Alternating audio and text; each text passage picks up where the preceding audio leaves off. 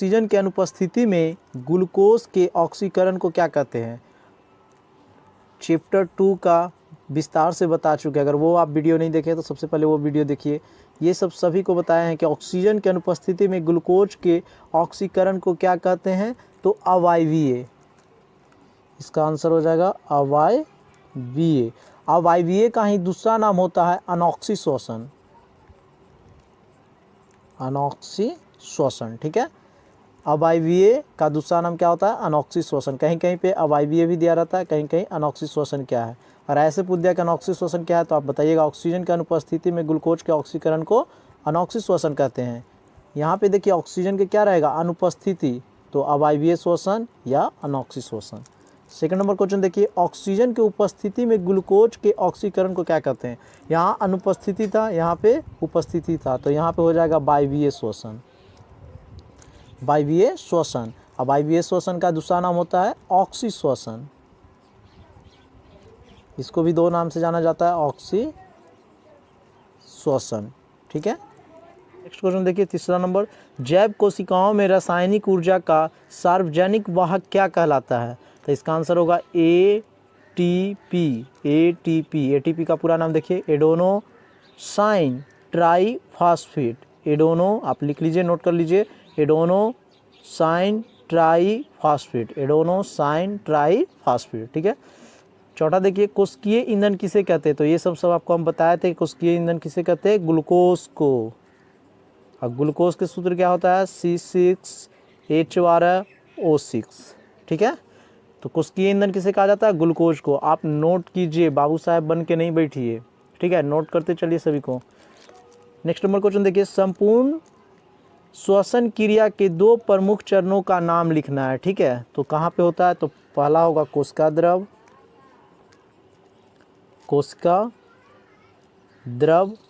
और दूसरा लिखिएगा माइटोकॉन्ड्रिया।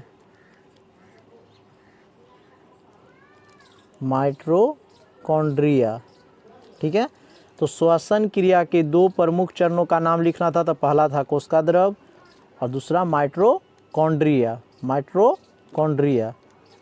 6 नंबर क्वेश्चन देखेंगे, श्वसन जीवों के लिए क्यों आवश्यक है? पूछ रहा है श्वसन जीवों के लिए क्यों आवश्यक है? तो बताइए क्यों आवश्यक है? ऊर्जा प्राप्त करने के लिए। इसका आंसर लिख लीजिए, ऊर्जा प्राप्त करने के लिए। लिख लीजिएगा, ऊर्जा प्राप्त करने के लिए। 7 नंबर क्वेश्चन देखेंगे, श्वसन की क्रिया में उपोत्पाद के रूप में क्या मुक्त होता है? ठीक है, श्वसन की क्रिया में उपोत्पाद के रूप में क्या मुक्त होता है? तो बताएंगे CO2 का मतलब कार्बन डाइऑक्साइड, H2O का मतलब जल हो गया, और एवं ATP का नाम अभी बताए थे, एडेनोसाइन ट्राईफॉस्फेट। 8 नंबर क्वेश्चन देखिए, श्वसन को दो चरणों में किस आधार पर बांटा गया है? तो बोलिए, तो यह बताइए किस पे बांटा गया है? तो ऑक्सीजन की उपस्थिति में। लिख देते हैं, ऑक्सीजन गैस के उपस्थिति में दो चरणों में बांटा गया है।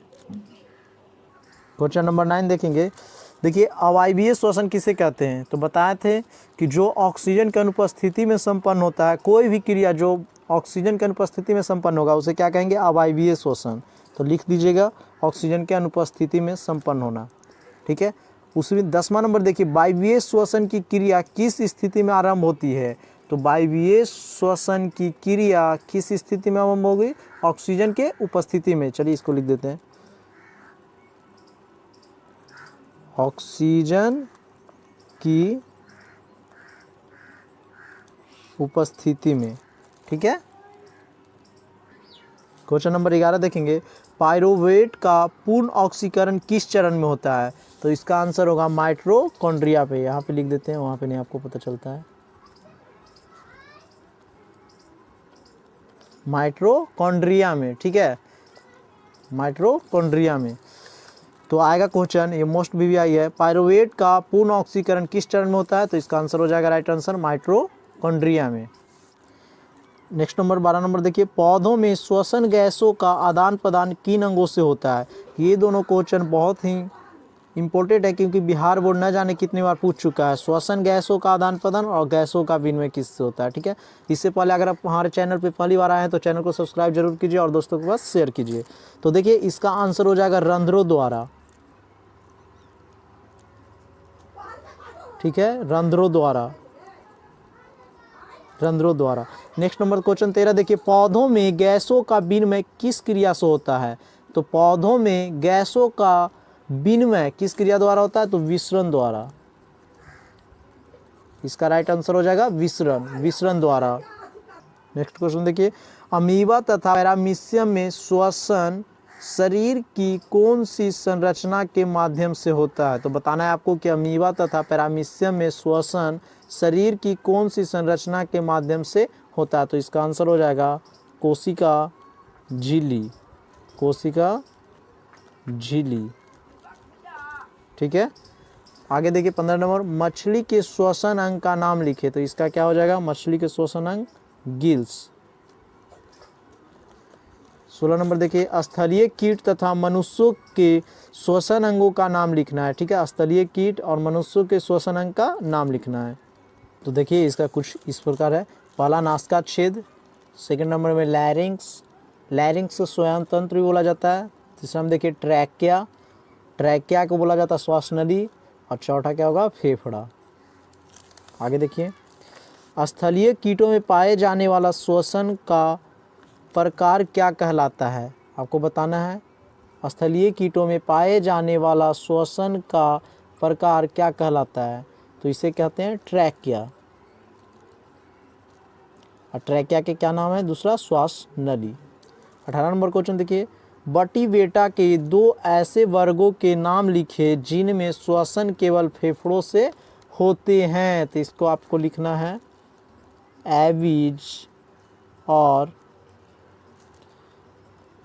मनुष्य में बताते हैं, मनुष्य जिसे बोला जाता है, यहाँ पे लिख देते हैं मैमेलिया, मैमेलिया। ठीक है, तो नेक्स्ट क्वेश्चन देखिए, मनुष्य में श्वसन क्रिया में प्रयुक्त संपूर्ण अंगों का नाम लिखना है। जो मनुष्य में श्वसन अंगों का जो संपूर्ण अंगों का नाम लिखना है। तो लिखिए, पहला नासिका छेद, दूसरा लैरिंक्स, अभी हम बताए थे आपको लैरिंक्स मतलब श्वसन तंत्र भी होता है। तीसरा ट्रैकिया, ठीक है, ट्रैकिया मतलब श्वास नली। और फेफड़ा, चौथा क्या हो गया, फेफड़ा। ये संपूर्ण हो गया, इसी के द्वारा सांस लिया जाता है। 20 नंबर देखिए, फेफड़ों द्वारा श्वसन किन दो क्रियाओं में पूर्ण होती है। ठीक है, तो फेफड़ों द्वारा श्वसन किन दो क्रियाओं पूर्ण होती है। तो प्रश्वास और उच्छ्वास। यहाँ पे लिख दें, यहाँ पे लिख देते हैं, सबसे अच्छा रहेगा, प्रश्वास और उच्छ्वास द्वारा। ठीक है, नेक्स्ट क्वेश्चन देखिए 21 नंबर, पचे हुए भोज पदार्थ से ऊर्जा का उत्पादन किस क्रिया से होता है। तो ऊर्जा का उत्पादन किस क्रिया से होता है, श्वसन से। चूँकि हम पढ़ भी रहे हैं चैप्टर श्वसन। अगर वीडियो आपको अच्छा लग रहा है तो वीडियो को लाइक शेयर सब्सक्राइब जरूर करें और दोस्तों के पास शेयर जरूर करें। क्वेश्चन देखिए अगला 22 नंबर, ईस्ट में पायरोवेट से इथेनॉल किस क्रिया द्वारा बनता है। तो आपको बताना है। तो देखिए ईस्ट है, तो ईस्ट में किस क्रिया द्वारा होता है, किण्वन द्वारा। यहाँ पे लिख देते हैं किण्वन द्वारा। ये बहुत ही इंपॉर्टेंट क्वेश्चन है। ईस्ट में पायरोवेट से इथेनॉल से किस क्रिया द्वारा बनता है, तो किण्वन द्वारा। 23 नंबर क्वेश्चन देखिए, ज़्यादा चलने के बाद हमारी मांसपेशियों में ऐंठन यानी क्रैम्प किस यौगिक के निर्माण में होता है, यानी किस यौगिक के निर्माण से क्रैम्प हो जाता है। तो ये होगा लैक्टिक अम्ल, लैक्टिक अम्ल के कारण हमारे शरीर में क्या चीज हो जाता है, क्रैम्प हो जाता है, जिससे दर्द होने लगता है। आगे देखिए 24 नंबर, श्वसन के प्रथम चरण में बने पायरोवेट का पूर्ण ऑक्सीकरण कहाँ होता है। बताना है आपको कहाँ होता है। तो श्वसन के प्रथम चरण में बने पायरोवेट का पूर्ण ऑक्सीकरण कहाँ होगा, माइटोकॉन्ड्रिया में, माइटोकॉन्ड्रिया में, माइटोकॉन्ड्रिया में। ठीक है,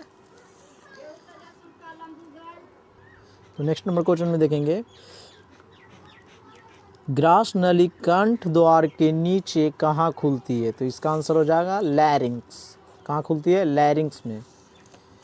तो हमारा 25 हो गया। 26 नंबर देखिए, प्रत्येक श्वसनी फेफड़ों में प्रवेश कर विभाजित होने के बाद क्या बनाती है? बताइए। तो क्या बनाएगी? श्वसनिकाएँ। लिख दें यहाँ पे, श्वसनिकाएँ या निकायों कर देना, श्वसनिकाओं। ठीक है, 26 नंबर हो गया हमारा। 27 में देखिए, मनुष्य के शरीर में फेफड़ा कहाँ अवस्थित रहता है? ये भी बहुत ही VVI क्वेश्चन है, BM यानी बोर्ड का। ठीक है, तो मनुष्य के शरीर में फेफड़ा कहाँ अवस्थित रहता है? तो बताइए। इसका आंसर होगा वक्ष गुहा। लिख दें यहीं पे, यहाँ पे लिख देते हैं वक्ष गुहा में। ठीक है,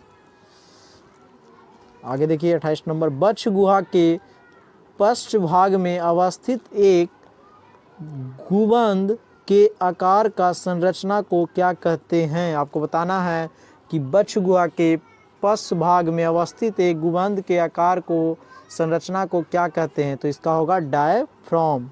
यहाँ पे लिख दें डायाफ्राम। ठीक है, इसका राइट आंसर होगा डायाफ्राम। 29 नंबर देखिए, हीमोग्लोबिन कहाँ अवस्थित रहता है? तो हीमोग्लोबिन कहाँ रहेगा? रक्त कोशिकाओं में। रक्त कोशिकाओं में। ठीक है, इसका एक क्वेश्चन और बचा अति लघु उत्तरीय का। क्वेश्चन नंबर 30 देखिए, रक्त से फेफड़ों में आया कार्बन डाइऑक्साइड का बची हवा के साथ निकलने की क्रिया क्या कहलाती है? तो हवा के साथ निकलने की क्रिया आपको हम बताए थे, क्या कहलाएगा? उच्छ्वास। ठीक है, और प्रवेश करने को प्रश्वास कहते हैं। अगर आप इस वीडियो को प्यार दीजिएगा तो लघु उत्तरीय प्रश्न अगर आपको जल्दी से जल्दी चाहिए तो कमेंट करें, बहुत जल्द ही अपलोड कर देंगे। इसके साथ वीडियो को लाइक शेयर सब्सक्राइब जरूर करें। धन्यवाद।